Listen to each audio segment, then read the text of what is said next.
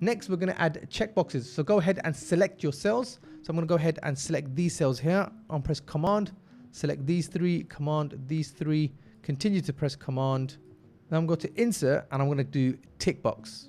So now you see I've got all my tick boxes here. Now that's quite useful if I want to do an extra little filter. Let's go ahead and create a filter view and you'll see how these checkboxes can be quite useful.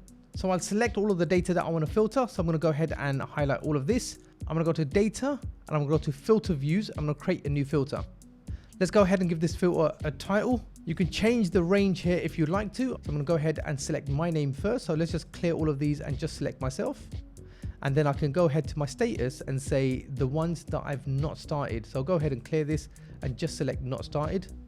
So that's a task that I haven't done. I'm going to quickly go ahead and use this checkbox to select that. And now when I get rid of the filters, I can see on the side here that for the one that I'm interested in, I've got this checkbox.